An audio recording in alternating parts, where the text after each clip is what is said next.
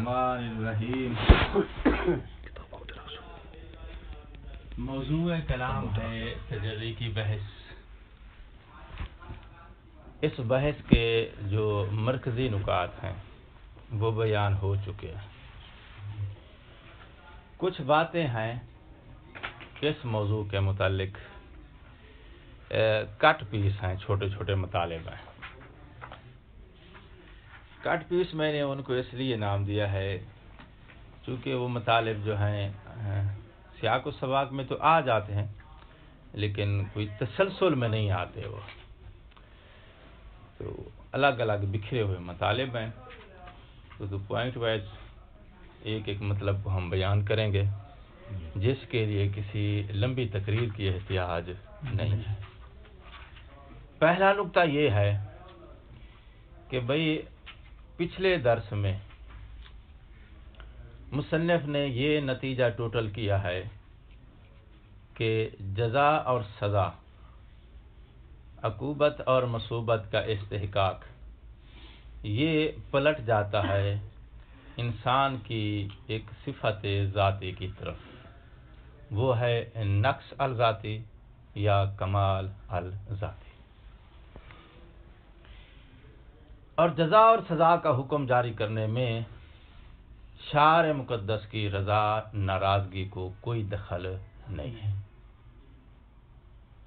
نہ وہ سزا اس لیے دیتا ہے مکلف کو کہ اس پہ ناراض ہے، شارع کو غصہ ہے، نہ جزا اس لیے دیتا ہے کہ یہ بندہ اس کو جو ہے وہ بہت پسند آ گیا۔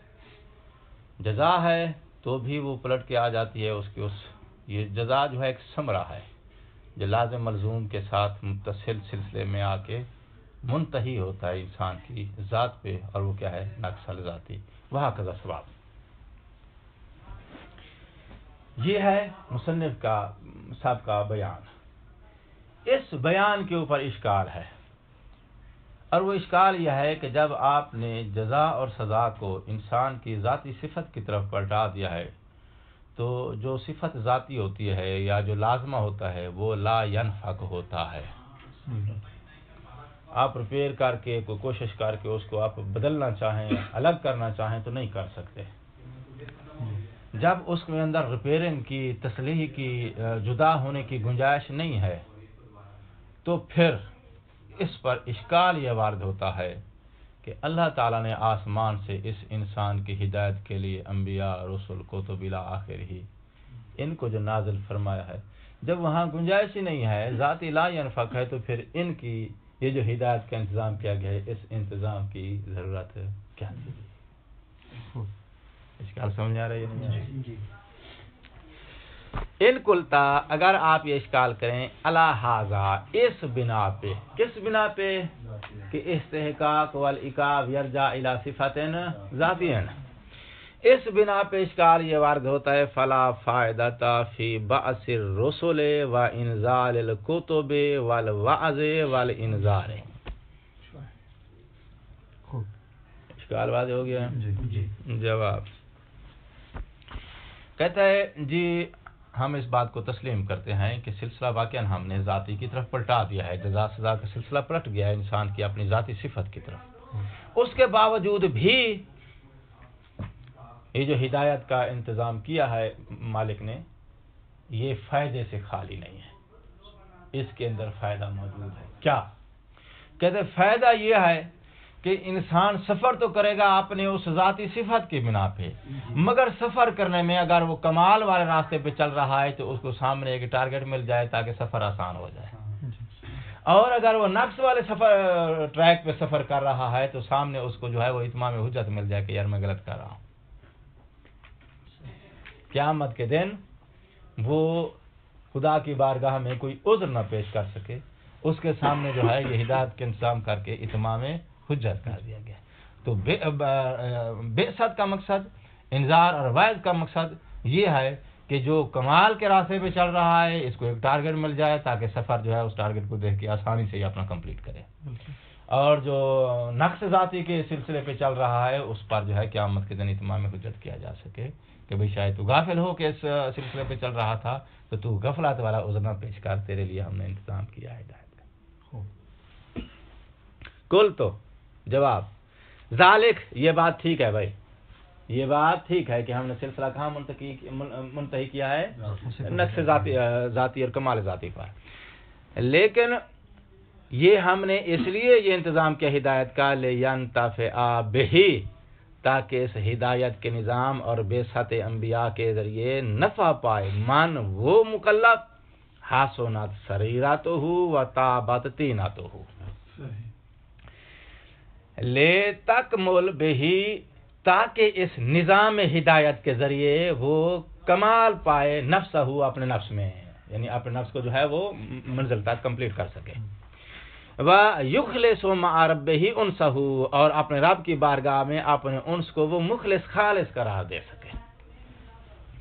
آگے آیت انہوں نے پڑھ دیا ہے، مَا كُنَّا لِنَهْتَدِيَ لَوْلَا أَنْ هَدَانَا اللَّهُ، باوجود اس کے کہ ہم جو ہے ہدایت کے سلسلے پہ چل رہے ہیں، تو وہ بھی ہماری ذاتی صفت ہے جو اس پہ چلا رہی ہے، لیکن اس کے باوجود جو ہے اللہ کی طرف سے انتظام کیا گیا ہے تاکہ اپنی ذات اور نفس کو، ذات کو یا اس اپنے سفر کو ہم آسانی سے مکمل کر سکیں۔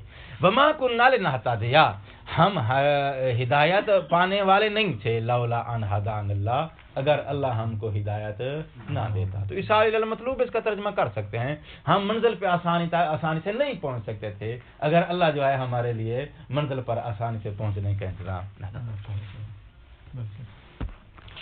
قال اللہ تبارک و تعالی، دوسری آیت یہ ہے، وَذَكِّرْ فَإِنَّ الذِّكْرَ تَنفَعُ الْمُؤْمِنِينَ، تو مومنین کے لیے ذکر میں وعظ و نصیحت میں نفع ہے۔ ذکر یعنی وعظ و نصیحت، وعظ و نصیحت جو ہے یہ مومنین کے لیے اس میں نفع ہے۔ وہ نفع کیا ہے؟ وہ یہی کہ جو ہے وہ غافل ہے، متوجہ نہیں ہے، تو اس کی غفلت دور ہو جائے گی، یا اس کو جو ہے وہ ایک سہولت مل جائے گی، راستہ طے کرنے کا اس کو ایک آسان آئیڈیا مل جائے گا، ایک ٹارگٹ ہے جس کو دیکھ کے آسانی سے جو ہے وہ اپنا سفر طے کر سکتا ہے۔ والے یکونا، یہ دوسری وجہ ہے، لے ینتفع پہ اس کا عطف ہے، اور اس لیے جو ہے ہم نے انتظام کیا ہدایت کا، لے یکونا حجتان، یہ بعثت انبیاء جو ہے تاکہ ہو جائے حجت، کیا ہو جائے؟ حجت علی من، اس مکلف کے لیے، ساعت سریرتہ و خابثت طینتہ، دوسرے مکلف کے لیے کیا ہو جائے گی؟ یہ اتمام حجت ہو جائے گا۔ آیت بھی کہہ رہی ہے، لے یہلک من ہلک ان بینہ، تاکہ ہم نے ہدایت کا نظام کیوں کیا ہے؟ تاکہ جو ہلاکت کا راستہ اختیار کر رہا ہے تو اس کے پاس بینہ موجود ہو، بھائی کہ بینہ آنے کے بعد اس نے اختیار کیا ہے، قیامت کے دن یہ نہ کہے کہ مجھے پتہ نہیں تھا، میں اس راستے پہ چلا گیا۔ وَيَحْيَىٰ مَنْ حَيَّا، اور جو ہدایت پاتا ہے، زندگی کے راستے کو اپناتا ہے، وہ زندگی کے راستے کو اپنائے ان بینۃ، دلیل کے ساتھ، کہ لا یکون للناس علی اللہ حجۃ، تاکہ لوگوں کے لیے اللہ کے خلاف قیامت کے دن کوئی عذر اور حجت باقی نہ رہے، بل کان لہ حجۃ، بلکہ اللہ کے لیے جو ہے لوگوں کے مقابلے میں حجت ہو، حجت قیامت کے دن پیش کرنے کے لیے اللہ نے انتظام کیا ہے انبیاء کی بعثت کا، ہدایت حجتاً بالغہ، اللہ کے لیے حجت بالغہ ہے۔ ولا یکفی، یہاں تک بھائی وہ بات سوال اور جواب مکمل ہو گیا۔ اچھا، پھر اصل مطلب کو دوبارہ پھر رپیٹ کرتا ہے۔ اصل مطلب کیا تھا کہ بھئی یہ جو ثواب اور عقاب کا حکم لگایا گیا ہے اس متجری کے اوپر، یہ اور عاصی دونوں اس میں برابر کے شریک ہیں۔ جیسے عاصی جو ہے مستحق ہے، وہی ملاک جس ملاک کی بنیاد پہ عاصی مستحق ہے، وہی ملاک متجری کے اندر موجود ہے، تو جب ملاک متجری کے اندر موجود ہے تو وہی عاصی والا حکم متجری پر بھی لگے گا۔ اور یہ جو ہم نے حکم لگایا ہے عاصی والا متجری کے اوپر، اس پر بہترین دلیل وجدان ہے، وجدان کی اس نے مثال قتل مولا اور بیٹے کے قتل کی مثالیں دی تھیں، اور اس وجدان کے اوپر پھر پروف کرنے کے لیے، تائید کے لیے ہمارے پاس آیات اور روایات موجود ہیں۔ ولا یکفی، مخفی نہیں رہنا چاہیے آپ پر کہ ہم نے ایک اصولی اور فنی دلیل تو دے دیا ہے، لیکن اس کے ساتھ ساتھ مخفی نہیں رہنا چاہیے، ان فی الآیات والروایات شہادتان، آیات اور روایات کے اندر شہادت موجود ہے، تائید موجود ہے किस बात की तईद मौजूद है? अला सिहत मा हाकामा बिही अल विजदान, विजदान वाली दलील जो हुक्म लगा रही है उस हुक्म के ऊपर तईद मौजूद है। कहाँ से? आयात और रिवायात से। और वो क्या हुक्म है जो विजदान ने लगाया भाई? कि आसी पर जो हुक्म है वही हुक्म आएगा मुतजर्री पर बेवहदतिल मिलाक, दोनों में मिलाक के एक होने की वजह से। और विजदान जो है अल हाकिम है अलल इतलाक के फी बाबिल इस्तिहकाक लिल उकूबत वल मसूबत, अकूबत और मसूबत के बाब में जो रिवायात का इतलाक है उस इतलाक पर यही विजदान हाकिम है। यानी वो सवाब और जजा वाली रिवायात जो हैं वो मुक़य्यद नहीं कर रही कि भाई ये सिर्फ किस पे आएगा, फ़कत आसी पे। विजदान जो है उस इतलाक पर हाकिम है, यानी उनके अंदर इतलाक मौजूद है और ये उस पे हाकिम। अच्छा, ये असल मतलब जो पिछला मौजूए कलाम था हमारा मुतजर्री वाला, दोबारा उसने इसको याद दहाने के लिए दोहरा दिया है। वमा आहू, अब यहाँ से फिर एक दूसरा जो है वो कट पीस शुरू हो गया है। याद है मैं इब्तिदा में एक लफ्ज़ बोल गया हूँ कट पीस, तो एक दूसरा नुक्ता शुरू हो गया, भी ध्यान दें इस पे। जिस वक़्त हमने विजदान नामी दलील के जरिए इस्तिहकाकुल अकूबत का हुक्म साबित किया है, किसके लिए? मुतजरी के लिए। और इस विजदान वाले हुक्म की तईद मौजूद है आयात और रिवायात के अंदर। वो आयात रिवायात हम बयान नहीं कर रहे इख्तिसार की वजह से, वरना वो आयात रिवायात तालीके के अंदर, हाशिए के अंदर सारी हक़ुल मकाम पे उलमा ने उनको बयान किया है। ठीक है, वो हम आपके ज़िम्मे छोड़ देते हैं, आप खुद देख लेना। अच्छा, वमाअहू, जब विजदान हुक्म लगा रहा है और विजदान की आयत और रिवायत तईद कर रहे हैं, वमाअहू, तो फिर इस विजदान वाली दलील की मौजूदगी में, विजदान वाली दलील की जिसकी तईद मौजूद है, इस दलील की मौजूदगी में ला हाजाता, एक और दलील बयान की गई है, उस दलील की एहतियाज नहीं है। मैं इबारत का रब्त देने की कोशिश कर रहा हूं आपको अगली पिछली बात का, ताकि कोई रब्त मालूम हो जाए। मुतजर्री पर हुक्म लगेगा आसी वाला, और दलील क्या है भाई? मुहक्किक सब्ज़वारी रहमतुल्लाह अलैह ने यहाँ एक दलील पेश किया है और उस दलील का नाम रखा है उन्होंने दलील अल रुबाई। तो जो फरमाइए, दलील किसने दिया है? मुहक्किक सब्ज़वारी रहमतुल्लाह अलैह ने। दलील का नाम क्या है? किस मुद्दा पे दी है? वही मुद्दा वही है कि मुतजर्री पर हुक्म लगेगा आसी वाला, और यही मौक़िफ़ किसका है? मुसन्निफ का। तो फिर इसका मतलब है मुहक्किक सब्ज़वारी रहमतुल्लाह अलैह मुसन्निफ के मुआफ़िक़ हैं, किस बात में? असले मुद्दा में। अच्छा, लेकिन इस मुद्दा को साबित करने के लिए सब्ज़वारी साहब ने जो दलील दी है, मुसन्निफ की नज़र में वो दलील ताम नहीं है। मुसन्निफ की नज़र में वही दलील ताम है जो विजदान वाली है, जिसकी तईद उसने आयात रिवायात से दे दिया, वो दलील ताम है। सब्ज़वारी साहब उसी मुद्दा को एक और दलील के जरिए साबित करना चाहते हैं, तो मुसन्निफ अब उस दलील को रद्द देना चाहता है कि भाई तुम्हारी दलील ठीक नहीं है। तो दलील रुबाई जरा सुन लो।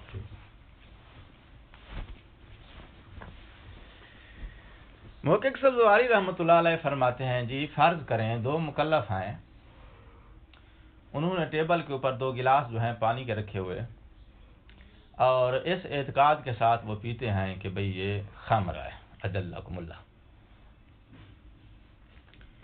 दोनों का एतकाद एक है। इसके एतकाद में भी यही है कि इन्नहु खम्रुन, और दूसरे के एतकाद में भी यही है इन्नहु खम्रुन। अच्छा, तो अपने इस एतकाद के मुताबिक क्या करते हैं, वो उस फेल को अंजाम देते हैं। वो पानी जो गिलास के अंदर मौजूद है उसको पी लेते हैं, उस मशरूब को। पीने के बाद जाके जो है पता चलता है बाई चांस एक गिलास में जो है वो सिरका रखा हुआ है, दूसरे में जो है वाक़या खम्र है। पीने के बाद जाके इंकिशाफ होता है, कब्ल इंकिशाफ दोनों का एतकाद सेम है। तो जो फरमाया तस्वीर जिन में आ रही है बात की, कब्ल इंकिशाफ अल वाक़ी, दोनों का एतकाद क्या है? इन्नहु खम्र, और वो उसको खम्र समझ के پی رہے ہیں. بعد میں انکشاف ہوتا ہے تو پتہ چلتا ہے کہ ایک گلاس میں جو تھا وہ خمر ہے, دوسرے میں سرکہ ہے. اچھا, ایسی صورت میں حکم کی عقلاً 4 صورتیں بنائی گئی ہیں. پہلی صورت یہ ہے کہ دونوں کے اوپر جو ہے وہ استحقاق یا عقوبت کا حکم لگایا جائے. دوسری صورت یہ ہے کہ دونوں پر استحقاق یا عقوبت کا حکم نہ لگایا جائے, پہلی کا برعکس. تیسری یہ ہے کہ جس کے گلاس سے واقعاً خمر نکلی ہے اس پہ لگایا جائے, اور جو دوسرے والا ہے اس پہ نہ لگایا جائے. اور چوتھی اسی تیسری کی برعکس ہے, خمر والے پہ نہ لگایا جائے, سرکے والے پہ لگایا جائے. توجہ فرما لیا آپ نے. اب چوتھی سے میں واپس جانے لگا ہوں. کہتے چوتھی صورت تمہاری جو ہے حکم کی, یہ ہم نے عقلاً 4 صورتیں بنائی ہیں, نہ یہ کہ واقعاً اس قسم کا حکم فقہ میں موجود ہے. تو بحث کا ہم نے استقصاء کیا. استقصاء سمجھتے ہو نا, اس کو چاروں جانب سے اس کا احاطہ لینے کے لیے ہم نے جو احتمال بنتے تھے عقلی طور پہ سارے احتمال ہم نے مطرح کر دیے. تو 4 احتمال بنتے تھے. چوتھا احتمال اس لیے صحیح نہیں ہے کہ جس کا جناب واقعاً خمر نکلی ہے اس پہ آپ جو ہے وہ تکلیف واقعی کی اس نے مخالفت کی ہے, اور آپ اس پہ جو ہے وہ حکم شرعی کو جو ہے وہ اٹھا رہے ہیں, تو اس سے نظام شریعت جو ہے کیا ہو جائے گا, اس میں خلل آ جائے گا. احکام واقعہ کی مخالفت سے سزا کا نفی کرنا, اور یہ نظام شریعت میں خلل ہے, یہ ٹھیک ہے. اور دوسرے پہ لگا رہے ہیں آپ. چوتھی صورت اس لیے ٹھیک نہیں ہے. تیسری صورت میں اس کو آپ سائڈ پہ رکھیں چونکہ اس کو بعد میں بیان کرنا یہ مدعا ہے ہمارا. دوسری صورت کیا ہے, دونوں پر نہ لگایا جائے. کہتا ہے یہ بھی ٹھیک نہیں ہے. ایک پر تو نہیں لگا اس لیے کہ بھائی صاحب اس کا گلاس سے جو برآمد ہوئی ہے وہ چیز شارع کی نظر میں حرام نہیں تھی. یہ دوسری کیا ہے, وہ تو حرام ہے نا. جب حرام ہے تو یہ اب اس سے حکم کی نفی کرتے ہو تو حکم واقعی سے وہی دلیل یا تعویل جو ہم نے یا تعلیل ہم نے چوتھی میں دی ہے وہی یہاں بھی آئے گی کہ حکم واقعی سے آپ جو ہے وہ نفی کر رہے ہیں جزا اور سزا کی. یہ نظام شریعت میں خلل ہے. 2 صورتیں سائڈ پہ ہو گئیں, باقی ہمارے پاس رہ گئی 2 صورتیں. پہلی صورت یہ ہے کہ دونوں کے اوپر جو ہے حکم جاری کی جائے, اور ایک صورت وہ بچ گئی کہ جس میں آپ صرف حکم واقعی والی اس مکلف پہ حکم لگایا جاؤ سزا کا جس کے گلاس سے شراب خمر برآمد ہوئی ہے, بھائی چاند خمر نکلی ہے, اور جو دوسرے والا ہے اس پہ حکم نہ لگایا جائے. سبزواری صاحب کہتے ہیں اگر تم اختیار کرتے ہو پہلی صورت کے دونوں پر لگایا جائے تو اس کا مطلب ہے عاصی پر بھی وہی حکم لگایا گیا ہے, متجری پر بھی وہی حکم لگایا گیا ہے جو عاصی پر لگایا گیا ہے. فہو المطلوب. دھیان دو یار, جتنا رپیٹ کروں گا بات خراب ہو جائے گی, اس لیے جو ہے وہ پہلی باری غور سے سنا کرو. ہاں, وہ کرنل صاحب ریٹائر ہو رہے تھے, اس کی جو ہے وہ پروٹوکول کے لیے جو دعوت دی جاتی ہے نا آخر میں, جیسے کہ وہ کل جو ہے ہمارے چیف کی دعوت تھی پاکستان میں, کل ریٹائر ہوا ہے نا, وہ فل کوٹ ان کا جو ہے وہ دیا گیا. تو جو ریٹائر ہوتے تھے اس کو جو ہے وہ سلامی دینے کے لیے آخری سلوٹ چلو بھی خدا حافظ, تو تقریر کے لیے ممبر پہ اس کو بلایا گیا. اس نے تقریر کی تو تقریر کا جملہ کسی کو پسند آیا تو اس نے کہا جی مقرر. تو فوجی صاحب بگڑ گئے کہ پہلی باری غور سے سنا.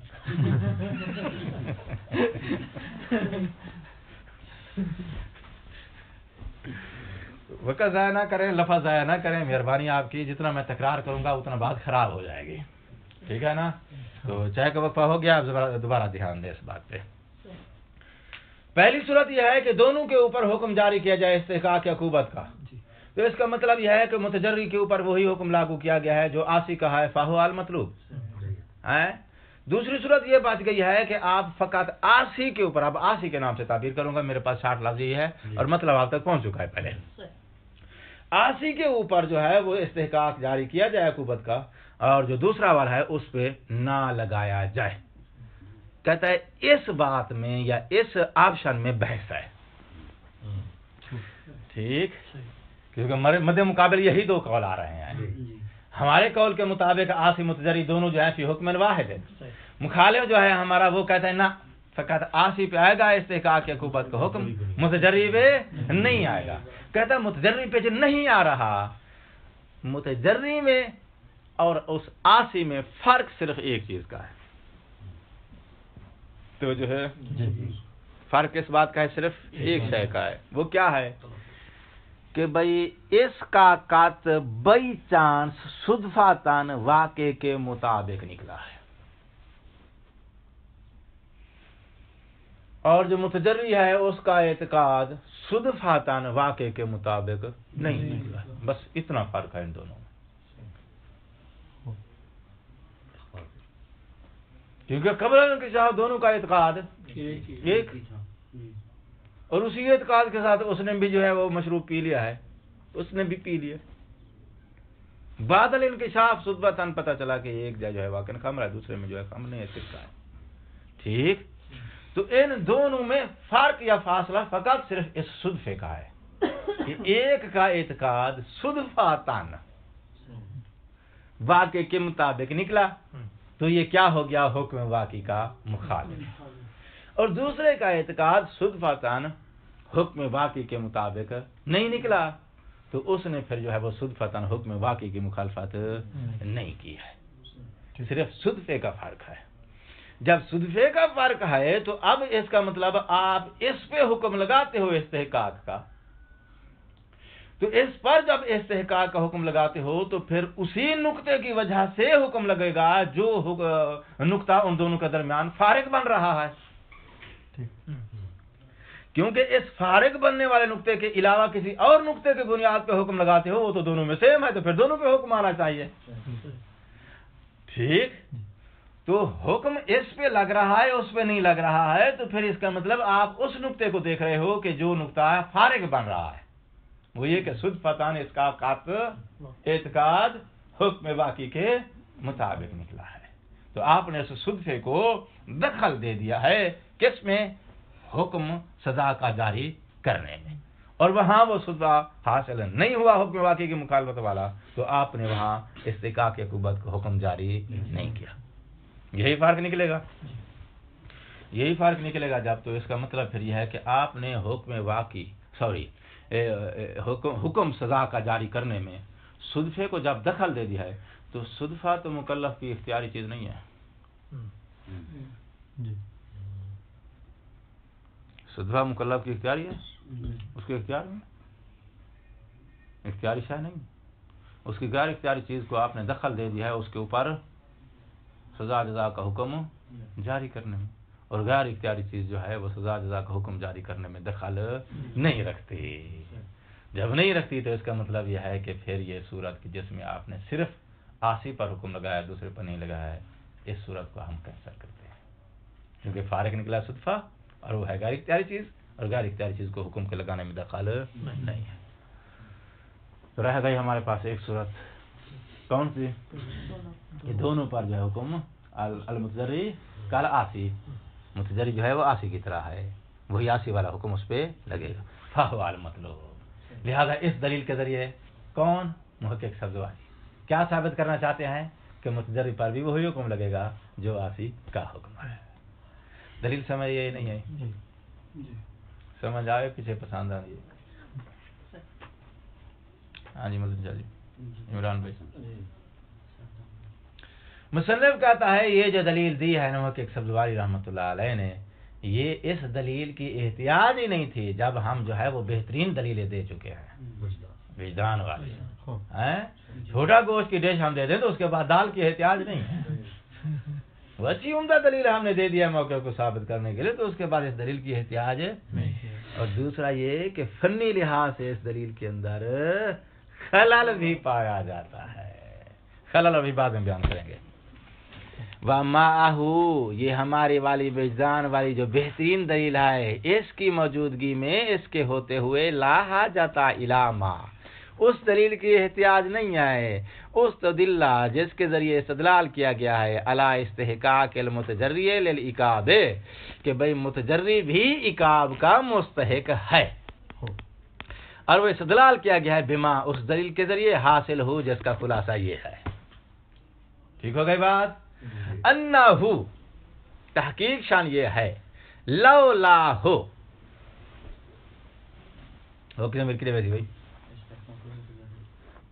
استحقاق المتجری، ہاں جی، اگر متجری کے اوپر استحقاق کا حکم نہ لگایا جائے، اگر متجری پر استحقاق یا عقوبت کا حکم نہ لگایا جائے، ما استحقاق العاصی لہو یعنی اس حکم، ساتھ یہ کہ عاصی مستحق ہے لہو اس حکم کا، اور یہی حکم جس کا عاصی مستحق ہے یہی حکم متجری پر نہ لگایا جائے تو کیا ہو جائے گا؟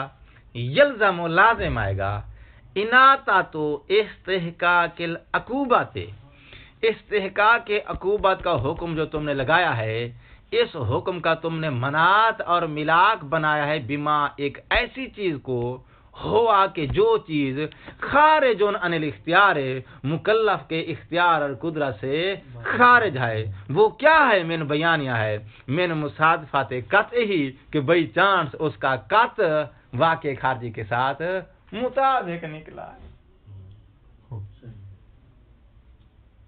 کوئی ریسپانس نہیں آیا یار، اتنا زور لاڑ دیں من مصادفات قطعی ہی کون؟ مکلف، اس مکلف کا قطع صدفتاً موافق نکلا ہے کس کے؟ حکم واقعی کے، اور یہ صدفہ جو ہے صدفے کی صفت ہے الخارجات خارج ہے انتہتا قدرت ہی و اختیاری، مکلف کی قدرت اختیار سے خارج ہے، اس کو تم نے منات بنایا ہے حکم لگانے پہ، کیونکہ دو صورتیں ہیں، ایک صورت یہ ہے کہ متجری پر آپ اس والا حکم لگائیں، دوسری صورت ہے نہ لگائیں، تو نہ لگانے کی صورت میں وہ کون سی صورت بن جائے گی؟ جس میں عاصی پر آیا ہے متجری پہ حکم نہیں آئے، تو یہ صورت جب بن جائے گی، جب یہ بن جائے گی تو اس صورت میں عاصی اور متجری کے درمیان فرق فقط صدفے کا ہے، تو صدفے کو آپ نے ملاک بنا دیا۔ تو اگر آپ جو ہے نہیں لگا ہمارے والی صورت نہیں مانتے ہو تو لازم آ جائے گا کہ آپ جو صورت مان رہے ہو اس میں فرق صدفے کا ہے، اور صدفے کو تم نے منات ملاک بنایا ہے حکم کے لگانے کا، جو کہ مکلف کے اختیار اور قدرت سے باہر ہے، اور غیر اختیاری چیز کو جو ہے وہ حکم کے لگانے میں دخل نہیں دیا جا سکتا۔ ٹھیک، جب نہیں دیا جا سکتا تو پھر اس کا مطلب ہے بات پلٹ کے کدھر آ جائے گی؟ اس صدفے والے اشکال سے بچنے کے لیے کدھر جائیں گے آپ؟ عاصی والا حکم متجری پر بھی لاگو کریں گے، جب لاگو کریں گے تو مطلوب ثابت ہو جائے گا، کل متجری کل عاصی۔ یہ ہے اس کی دلیل۔ اس دلیل کی احتیاج، دلیل کامل ہو گئی ہے، اس دلیل کی احتیاج نہیں ہے مع بطلان ہی، ایک تو احتیاج نہیں ہے، دوسرا یہ کہ مع بطلان ہی و فساد ہی، یہ دلیل باطل ہے، فاسد ہے۔ یہ دلیل کیا ہے بھائی؟ کیوں باطل ہے دلیل؟ اب بطلان کی وجہ سنو، اذ للخصم میں اب ہم بیان کرنے لگے ہیں محقق سبزواری رحمۃ اللہ علیہ کی دلیل کا بطلان، اور صاحب الکفایہ نے دو نقطے دیے ہیں، بال اضرابیہ استعمال کیا ہے اس میں، اور جو دلیل کا ایک ہوتا ہے نا وہ اگلا حصہ، تو اضراب کو اس نے جو ہے شارحین نے دو حصے دلیل کے بنا دیے ہیں، لیکن میری نظر میں یہ ہے کہ مصنف دو حصے نہیں کرنا چاہتے دلیل کا، ایک ہی دلیل کو جو ہے وہ پاورفل کرنے کے لیے اس نے اضراب دیا ہے۔ میں اس کی سیاغت اور تشریح تھوڑی جو ہے وہ کوشش کرتا ہوں آسان ہو جائے، دھیان دیں آپ اس پہ۔ کہتا ہے ہو سکتا ہے کہ بھئی آپ کا مد مقابل، آپ کا حریف یہاں یہ دعویٰ کر دے کہ بھئی دیکھو، اب ذہن میں رہے کہ جو مخالف ہے حریف ہے وہ کس آپشن کا قائل ہے؟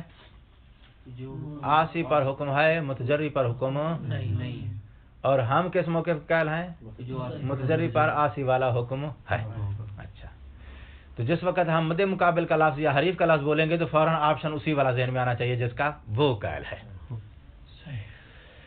اچھا، حریف جو ہے یہاں پر آپ کی دلیل کے اوپر یہ اشکال اٹھا سکتا ہے، وہ کہہ سکتا ہے کہ بھئی دیکھیں ہم نے عاصی کے اوپر حکم جاری کیا ہے کہ جس کے گلاس سے صدفتاً واقعاً خمر برآمد ہوئی ہے، اور متجری پر ہم نے سزا کا حکم لاگو نہیں کیا ہے۔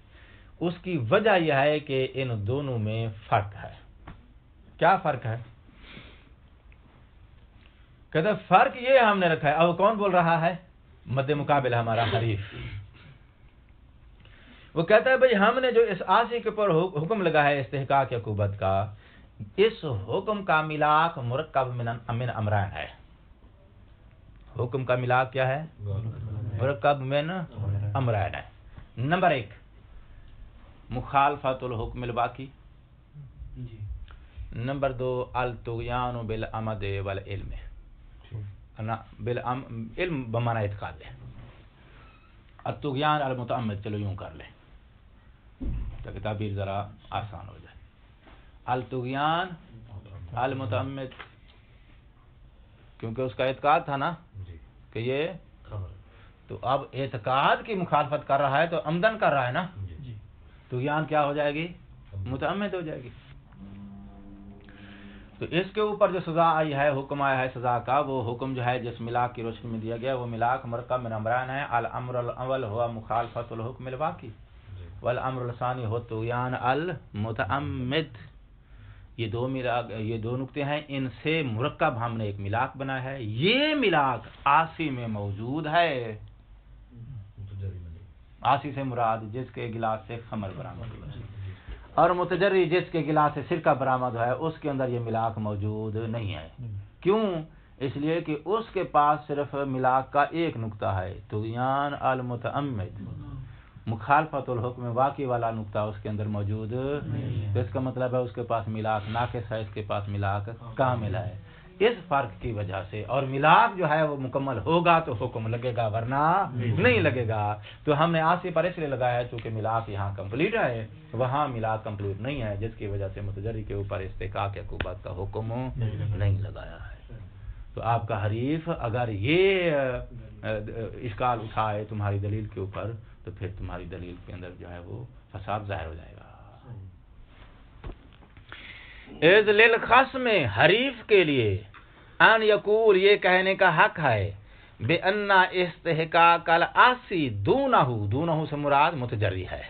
عاصی سے کام درجہ جو ہے وہ کس کا ہے؟ پھر متجری کا آتا ہے کہ عاصی کا ہم نے استحقاق کا حکم لگایا عاصی پر، دونہ متجری کے اوپر ہم نے استحقاق عقوبت کا حکم نہیں لگایا. انما یہ اس لیے ہے ہو والے تحقق کے سبب یعنی ملاک، الاستحقاق فی ہے، عاصی کے اندر استحقاق عقوبت کے حکم کا سبب متحقق ہے، پایا جاتا ہے. سبب یعنی ملاک، حکم کا جو ملاک ہے، حکم کا جو سبب ہے وہ عاصی کے اندر پایا جاتا ہے. اور وہ ملاک ہے کیا؟ ہوا مخالفت ہو کا ترجمہ کریں گے مخالفت ہو یعنی اس عاصی کا حکم واقعی کی مخالفت کرنا. ان عمدن و اختیارن، اس کا دوسرا جز ہو جائے گا ملاک کا کیا؟ طغیان المتعمد و عدم تحقق ہی. اور یہ ملاک جو کہ مرکب من امرین ہے یہ تحقق نہیں رکھتا ہے فی ہے اس متجری میں. کیوں نہیں رکھتا ہے؟ لے عدم مخالفت ہی اصلاً، کیونکہ اس نے حکم واقعی کی مخالفت نہیں کیا ہے، تو ملاک کا جزء ثانی یہاں مفقود ہے. ولو بلا اختیار، اگرچہ بلا اختیار کا اشارہ ہے صدفاتن کی طرف، کیونکہ صدفہ جو ہے وہ بلا اختیار چیز ہے. ولو بلا اختیار، اگرچہ حکم واقعی کی مخالفت وہ بلا اختیار جو ہوتی ہے صدفہ، وہ بھی اس نے نہیں کیا ہے. یعنی حکم واقعی کی مخالفت کبھی عمدن ہوتی ہے، کبھی صدفاتن ہوتی ہے. جو متجری ہے جس کے گلاس سے جو ہے وہ سرکہ برآمد ہوا ہے، اس نے صدفاتن بھی حکم واقعی کی مخالفت نہیں کی ہے. ٹھیک ہو گئے بات؟ اب بل وہ جو میں کہہ رہا تھا نا کہ اضراب دیا ہے اس نے، تو شارحی نے کہا کہ یہ دوسری دلیل ہے. میرے خیال میں اس سے پہلی دلیل کا یہ تتمہ ہے. بل عدم صدور فعل منہ فی بعض افراد التجری بالاختیار. توجہ بھائی، اب یہ حساب بیان کروں گا تو سمجھ آئے گا. کہتا ہے تجری کی صورت میں جو تجری کے موارد ہیں، ان موارد میں سے ایک مورد یہ ہے کہ وہاں فعل اختیاری ہوتا ہے جس کو متجری انجام دیتا ہے. پہلے یہ سن لو کہ اختیاری سے اس کی مراد کیا ہے. اختیاری سے مراد ہے وہ فعل جس کو قصد کے ساتھ انجام دیا جائے، یعنی جس فعل کا وہ قصد رکھتا ہے اور اسی فعل کو آگے وہ انجام دے تو وہی فعل کیا کہلاتا ہے؟ اختیاری کہلاتا ہے. اور اگر ایسا فعل انجام پا رہا ہے وہاں پہ جس کا وہ قصد نہیں رکھتا ہے تو اس فعل کو وہ اختیاری فعل شمار نہیں کرتے. سمجھ آ رہی ہے بات کی؟ مثلا وہ قصد رکھتا ہے شرب الخمر کا اور آگے نکل آتا ہے سرکہ، تو سرکہ جو ہے چونکہ سرکے کے پینے کا اس کا قصد ہی نہیں تھا، لیکن وہ فعل تو شرب خال متحقق ہو گیا ہے، تو یہ فعل جو ہے اختیاری فعل نہیں کہلائے گا فقہی لحاظ سے، کیونکہ اس کا اس نے قصد نہیں کیا ہے. ٹھیک. تو اگر وہ قصد رکھتا ہے شرب خمر کا جزاکم اللہ، لیکن جو شرب متحقق ہوا ہے وہ خمر کا نہیں، وہ کسی اور مشروب کا ہے، تو ایسی صورت میں جو مقصود تھا وہ متحقق نہیں ہوا، اور جو متحقق ہوا ہے یہ مقصود نہیں تھا. تو فعل اختیاری ہم کسے کہتے ہیں؟ جس کا اس نے قصد کیا ہے اور وہ متحقق نہیں ہوا. جس کا قصد نہیں ہوا ہے یہ چونکہ قصد نہیں تھا تو لہذا یہ اختیاری نہیں ہے. بات دن میں آ رہی ہے نا؟ تو متجری کے موارد میں وہ فعل جو تجری والا فعل ہے کبھی وہ اختیاری ہوتا ہے، کبھی وہ اختیاری نہیں ہوتا. توجہ ہو رہی ہے بات؟ بعض موارد میں وہ اختیاری ہوتا ہے، بعض موارد میں اختیاری نہیں ہوتا. تو اس کی میں پہلے آپ کو دونوں کی مثالیں دے لوں. مکلف جانتا ہے کہ گلاس میں پڑا ہوا جو ہے یہ سرکہ ہے، ٹھیک، لیکن اس کو کسی نے بتایا کہ سرکہ جو ہے فقہ میں جو ہے وہ حرام ہے.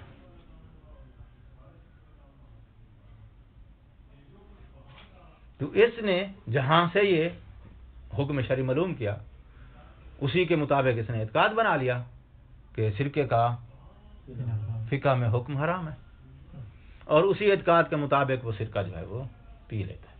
تو اب سرکہ پینے کا ہی اس نے جو ہے وہ قصد کیا ہے اور پیا بھی اس نے سرکہ ہے. ٹھیک. بعد میں اس کو جا کے پتہ چلا یار پریشان ہونے کی بات نہیں ہے، تو جس کو حرام سمجھ رہا تھا واقعاً وہ شارع کی نظر میں حرام نہیں ہے. تو اب یہاں اس نے تجری کی ہے اپنے اعتقاد میں، کیونکہ وہ اعتقاد رکھتا تھا کیا؟ حرام کا. تو اس نے تجری کیا ہے کیونکہ اپنے اعتقاد کے خلاف اس نے اقدام کیا ہے، مخالفت الحکم اعتقادی. مگر یہ تجری جو کیا ہے اس تجری کے مورد میں جو فعل اس نے انجام دیا یہ فعل اس کا اختیاری فعل ہے. کیوں؟ قصد بھی اسی کا رکھتا تھا، انجام بھی وہی پایا. اب غیر اختیاری کی مثال سنو. جو روزانہ ہم دیتے ہیں وہ غیر اختیاری کی مثال ہے کہ اس نے پیا ہے کس قصد سے؟ اعتقاد ہے کہ انہ خمر. اعتقاد کیا ہے اس کا؟ انہ خمر. اور اسی اعتقاد کے ساتھ اس نے پی لیا خمر سمجھ کے، لیکن بعد میں جا کے انکشاف ہوا وہ خمر نہیں ہے، مشروب کوئی اور ہے. تو جس کا قصد کیا ہے وہ فعل تو اب اس کا شرب تو متحقق نہیں ہوا نا. تو جس کا شرب متحقق ہوا ہے یہ غیر مقصود تھا. ٹھیک. تو متحقق ہونا والا فعل چونکہ مقصود نہیں تھا اس لیے یہ فعل ہم کیا کہیں گے فقہی لحاظ سے؟ غیر اختیاری. بات واضح ہو رہی ہے نہیں ہو رہی؟ اچھا یہ ہو گئی تمہید. مصنف کہتا ہے تجری کے بعض موارد میں جو فعل انجام دیا جاتا ہے وہ مکلف کا اختیاری فعل ہی نہیں ہوتا ہے. بعض موارد میں تجری کے بعض موارد میں جو فعل صادر ہوا ہے متجری سے وہ اس کا اختیاری فعل ہی نہیں ہوتا. جب وہ اس کا فعل ہی اختیاری نہیں ہوتا تو تم نے دلیل میں کس کو بول رہا ہے؟ سبزواری صاحب کو. تم نے تو دلیل میں جو ہے وہ صدفے کو کہا ہے کہ بھئی صدفے کو حکم کے لاگو کرنے میں دخل نہیں دیا جا سکتا، حکم لاگو کرنے کے لیے اختیاری ہونا ضروری ہے. تو متجری کے بعد افعال جو ہیں صدفہ تو کیا خود اختیاری ہی نہیں ہوتے، تو وہاں تم کیسے لگا سکتے ہو حکم؟ نتیجہ میں نے دے دیا ہے، کون پہنچا ہے کون نہیں پہنچا ہے تمہارے نصیب کی بات ہے. دلیل میں تم نے اس صدفے والے لفظ پر جو ہے زور دیا ہے. بھئی فاصلہ صدفے کا ہے، صدفہ غیر اختیاری چیز ہے، غیر اختیاری چیز کو حکم لاگو کرنے میں دخل نہیں. اچھا تو بعض موارد میں تجری کا وہ فعل غیر اختیاری ہوتا ہے، تو آپ وہاں کیسے پھر حکم لگا سکتے ہیں جب فعل ہی غیر اختیاری ہے؟ اور تم خود دلیل میں کہہ رہے ہو کہ غیر اختیاری کو دخل نہیں دیا جا سکتا حکم لگانے میں. بل لے اس عدم کا پچھلے عدم پر آتا ہے. بال لے عدم صدور فعل من ہو یعنی من المتجری، بلکہ اس وجہ سے وہ کہہ سکتا ہے اشکال دینے والا کہ بھئی آسی پر ہم کو لگائیں گے متجری پر نہیں لگائیں گے. کیوں نہیں لگائیں گے؟ لے عدم صدور فعل من ہو یا ضمیر متجری کی طرف جاری ہے کہ متجری سے فعل صادر نہیں ہوتا ہے فی بعض افراد ہی یعنی تجری کے بعض افراد میں یعنی بعض موارد میں بالاختیار ہے، اختیاری طور پہ صادر نہیں ہوتا. یعنی کہنا یہ چاہتا ہے کہ تجری کے بعض موارد میں جو فعل صادر ہوتا ہے وہ مکلف کا اختیاری فعل ہی نہیں ہوتا. یہ کہہ سکتا ہے کون؟ حریف تمہارا. جب متجری کا بعض موارد میں فعل ہی اختیاری نہیں ہوتا اور دلیل میں تم نے جو ہے اختیاری ہونے کو دخل دیا حکم لگانے میں، تو پھر کیسے اس متجری پر حکم لگا سکتے ہو؟ آسی والا. لہذا متجری کے اوپر جو حکم لگایا گیا ہے نا آسی والا، اس کی بہترین دلیل وہی ہمارا والا وجدان والی دلیل بہتر ہے. جو تم نے دلیل دی ہے اس کے اوپر یہ اشکال ہے. کما مثال دیتا ہے، کما اب وہ مثال کس کی دے رہا ہے؟ ان موارد کی جن موارد میں متجری کا وہ تجری والا فعل اختیاری نہیں ہے. کما فعل تجری بے ارتکاب ما، ارتکاب کرتے ما اس عمل کا قاطع انہو من مصادیق الحرام، یہ مصادیق میں سے کس کے؟